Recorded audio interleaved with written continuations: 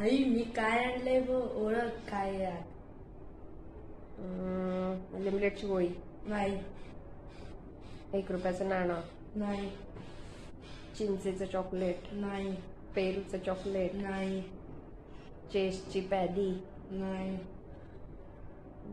कोटरभर sharpener. मग काय खायचं वस्तू आहे का काय? खायचंय. पास पास काय नाही. बर्फ. बर काय आहे? Pass pass. देताय पास. आंबा.